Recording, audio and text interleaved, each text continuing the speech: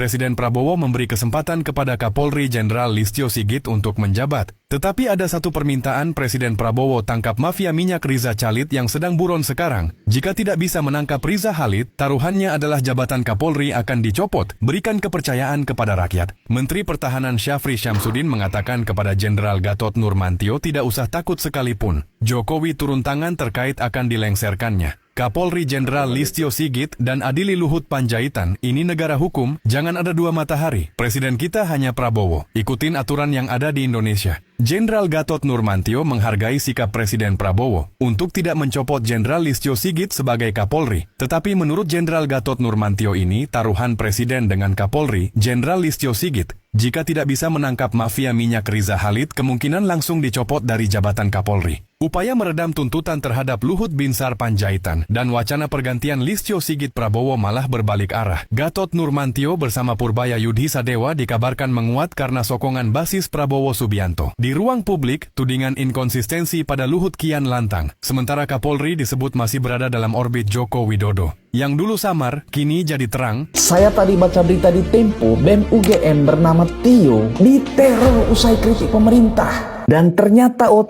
Ibu Ketua BEM UGM juga diteror setelah anaknya kritik proyek MBG. Waduh, kok serem ya? Tio atau BEM UGM mendapatkan teror setelah memprotes pemerintah Presiden Prabowo Subianto yang gagal menjamin hak dasar anak karena tragedi seorang anak bunuh diri di Nusa Tenggara Timur kemarin ya. Seperti kita tahu bersama lah. Nah, setelah diteror, Tio tetap berorasi. Di dalam video yang beredar, ia menyampaikan MBG maling berkedok gizi. Waduh, kok makin serem ya? Dan video itu pun viral di media sosial. Sehari setelah itu, Tio kembali menerima informasi ancam. Ya, kita nonton dulu video yang ini ya. Program MBG bukan makan bergizi gratis, tapi maling berkedok gizi. Saya beri ilustrasi teman-teman. Di daerah saya, ketua DPC Gerindra, partainya Pak Presiden, itu mengelola 9 SPPG. Serem. Artinya per bulan dia punya revenue berapa? 900 juta. Per tahun berapa? Oke, Mas. Per tahun berapa? 10,8 miliar. Kalau 5 tahun, masa presidenan 50 miliar. Kalau di 2029 Prabowo nyalon lagi, lalu orang ini sebagai ketua DPC Gerindra harus keluarin 10 miliar untuk menangin Prabowo, kecil atau besar? Kecil. Kecil atau besar? Kecil. Kalau dia harus keluarin 20 miliar, kecil atau besar? Masih kecil. Apalagi di periode kepresiden selanjutnya dia akan punya 50 miliar lagi. Dan nggak hanya di situ, di daerah lain saya tahu ada satu orang yang sangat punya pengaruh, punya 48 SPPG. Wow. 48 SPPG. Satu bulan dia punya 4,8 miliar bos. Itu kerja apa yang sebulan segitu? Sementara ada seorang anak di NTT yang memutuskan bunuh diri hanya gara-gara uang 10.000. Ini rezim zolim. Zolim. Ini lebih zolim daripada Firaun. Ini lebih zolim daripada Abraham. Ini lebih zolim daripada Namrud. Ini adalah rezim Prabowo Subianto dengan program MBG bukan makan bergizi gratis, tapi maling berkedok gizi. Bukan saya yang sampaikan ya, bukan saya.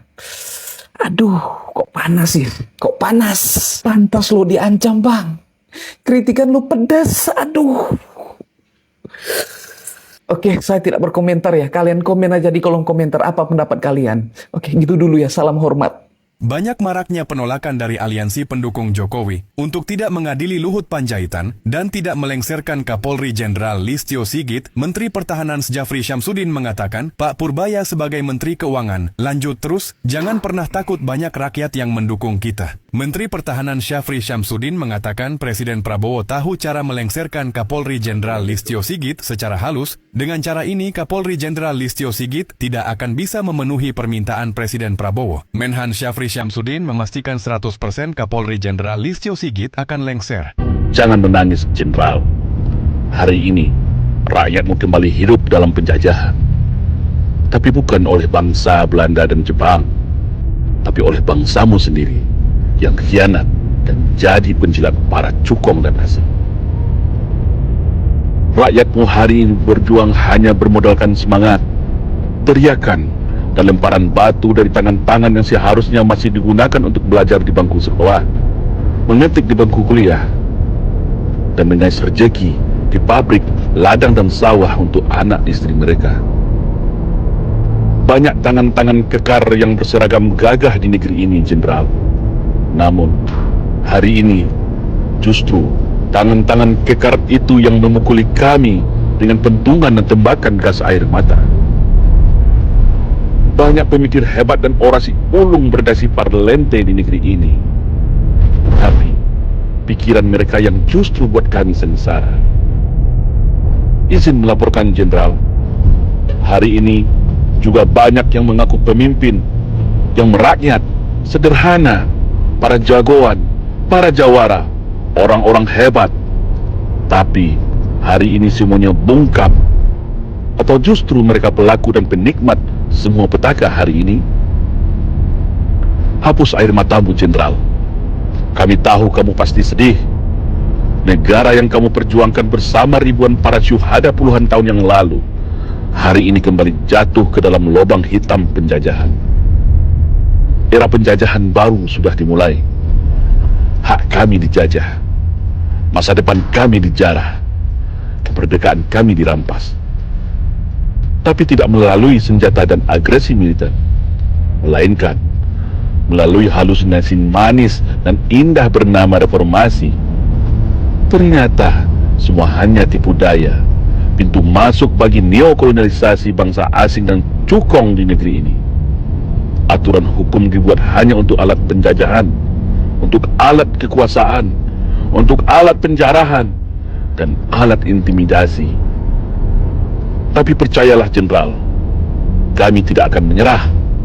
Kami tidak akan mundur. Kami akan terus berjuang sampai titik darah penghabisan. Biarkan para prajuritmu tidur lelap dan nyenyak. Biarkan pasukan itu sibuk dalam agitasi kebingungan antara nurani jati diri seorang prajurit dan perintah tekanan jabatan dari atasan. Biarlah, Jenderal, toh rakyat ini juga merdeka sebelumnya. Rakyatlah yang ketika itu jadi tentara. Setelah merdeka, negeri ini jadi negara, dan tentara dilahirkan sebagai penjaga kedaulatan. Prabowo, rezim tuli, bisu, dan buta secara nurani. Oleh Christovita Wiloto, Chairman Strategik Indonesia. Bangun tidur di atas kasur emas, lupa rakyat masih lemas. Prabowo adalah sosok yang sepertinya lupa cara menapak bumi karena sejak lahir kakinya sudah terbungkus sutra. Sulit mengharapkan seseorang memahami bunyi perut keroncongan 60% rakyat Indonesia jika dia sendiri belum pernah melewatkan jam makan siang karena tidak punya uang. Tanpa proses meritokrasi yang berdarah-darah, telinga seringkali menjadi pajangan saja, tuli terhadap jerit kelaparan namun tajam mendengar bisikan pemuja. Ingat, kerendahan hati itu bukan aksesori, tapi syarat mutlak agar telinga tidak tersumbat emas. Rezim tuli, bisu, buta, dan hobi berdansa di atas luka. Rezim hari ini sedang mempertontonkan festival keangkuhan yang luar biasa. Prabowo memimpin sebuah sistem yang sudah mencapai titik tuli, bisu, dan buta secara nurani. Mereka tidak lagi memiliki detak jantung untuk rakyat. Saat rakyat dipaksa pintar mencari cara agar tidak mati kelaparan, para penguasa justru sibuk memoles wajah untuk 2029. Ini bukan sekadar politik, ini adalah pembusukan moral yang baunya sudah sampai ke langit. Buruh outsourcing yang lupa diri dan merasa pemilik negeri. Mari kita ingatkan mereka dengan bahasa yang paling sederhana, Prabowo dan seluruh jajarannya hanyalah buruh outsourcing yang dikontrak rakyat selama 5 tahun. Republik ini bukan milik kakekmu, bukan milik nenekmu, dan bukan milik 10 orang terkaya yang sering mampir ke rumahmu.